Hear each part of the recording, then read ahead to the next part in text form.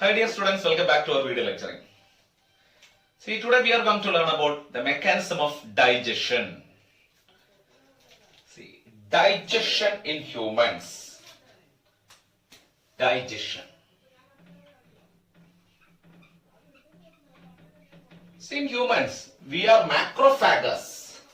In our body, the digestion takes place in the lumen of our alimentary canal, not within the cell. So, human digestion is extracellular. Human digestion is called as extracellular. Then, and this extracellular digestion are two types. They are mechanical digestion and chemical digestion. So, this digestion are two types. They are mechanical digestion and chemical digestion. First one is mechanical digestion. Mechanical means digestion by physical means. The physical breakdown is called as mechanical digestion. This mechanical digestion includes mastication and churning. Mastication and churning. These are mechanical digestion.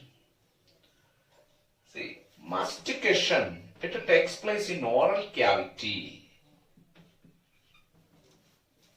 So mastication, it is the first step in mechanical digestion. So where does this mechanical digestion begins in our body? The mechanical digestion begins in our oral cavity. Mechanical digestion in our oral cavity. Not only mechanical, both chemical and mechanical digestion begins in our oral cavity. So the mechanical digestion is mastication. It takes place in oral cavity. So mastication means breakdown of food with the help of teeth and tongue, called as mastication. The breakdown of food with the help of teeth and tongue, called as mastication. So the food is breakdown here. The breakdown of food with the help of teeth and tongue, called as mastication. So mastication takes place here. After mastication, the mucus in saliva. Mucus present in saliva. Mucus in saliva helps to adhere.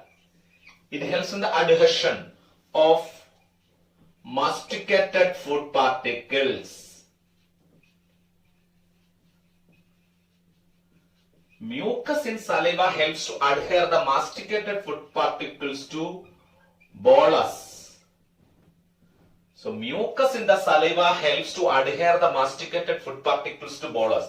So these are the masticated food particles, and the mucus in our saliva helps to adhere these masticated food particles to bolus. Mucus in saliva helps to adhere the masticated food particles to bolus. Then bolus then conveyed to the esophagus and stomach. Bolus then passes to the esophagus and stomach by swallowing. Bolus then passes to the esophagus and stomach by swallowing, or it is called as deglutition. By swallowing or deglutition. See, this deglutition, what is this deglutition? This engulfing or this deglutition is both voluntary and involuntary process. The first stage of deglutition is the voluntary stage.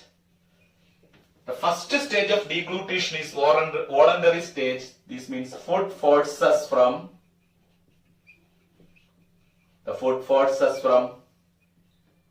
oral cavity to pharynx. The food forces from oral cavity to pharynx are the voluntary stage with the help of tongue. Tongue helps in this voluntary stage of this swallowing or deglutition. Then the remaining two stages are involuntary stage. The second stage is the pharyngeal stage, and third one is the esophageal stage.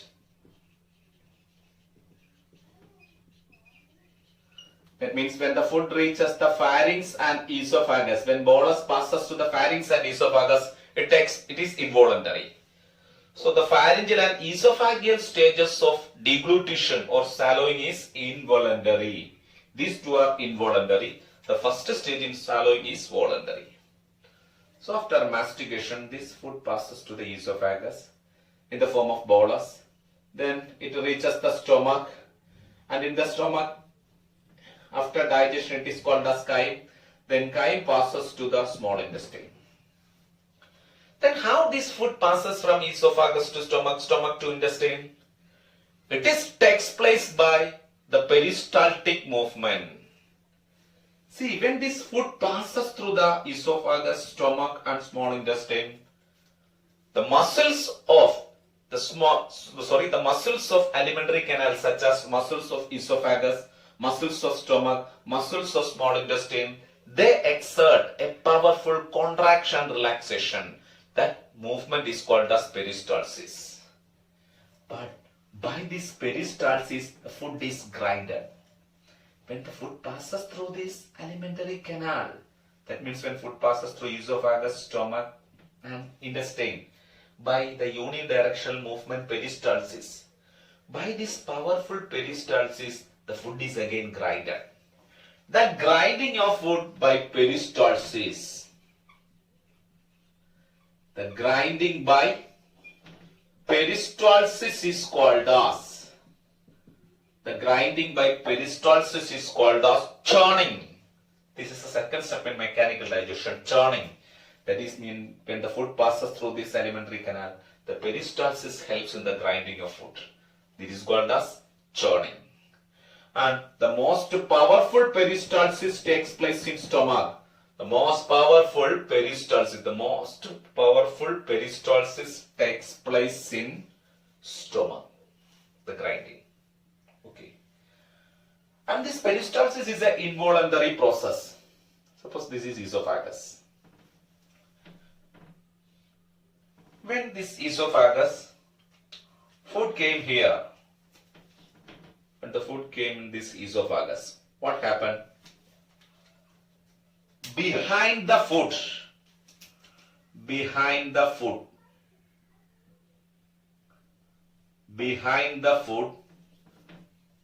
the circular muscles contract. The circular muscles of alimentary canal contract behind the food. So behind the food, the circular muscles contract. That means which generate a force to push the food posteriorly.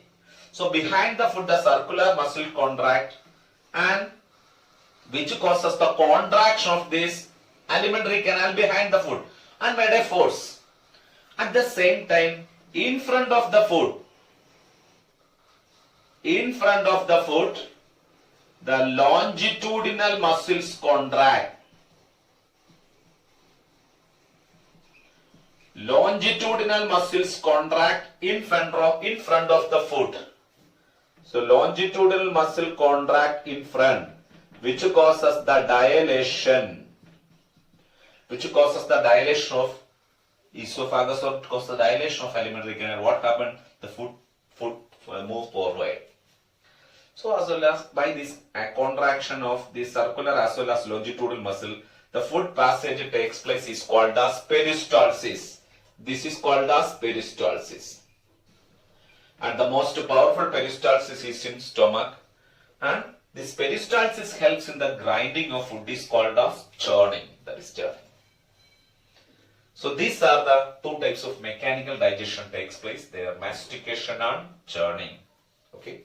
Actually, this chemical digestion is by the action of enzymes. Chemical digestion is by the action of enzymes. Chemical digestion means we need to digest the macromolecule. In chemical digestion, we need to digest the macromolecules like carbohydrates, then proteins, lipids, and nucleic acids. So in chemical digestion, we need to digest carbohydrates, proteins and nucleic acids. Okay. So first one, here all of these macromolecules are formed by the dehydration. All of these macromolecules were formed by dehydration. See, between the amino acid, the peptide bond is formed by the dehydration, by the removal of water.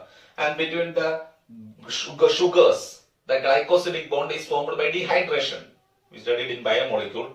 Anyway, all these biomacromolecules are formed by dehydration. Here, this chemical digestion means these macromolecules, they are not absorbed by the cells for their utilization. So for the utilization, we need to break down these macromolecules to their monomers. Macromolecules to their monomers. That means to micromolecules. See, how it possible? These macromolecules may react with water. These macromolecules may react with the water in the presence of enzyme.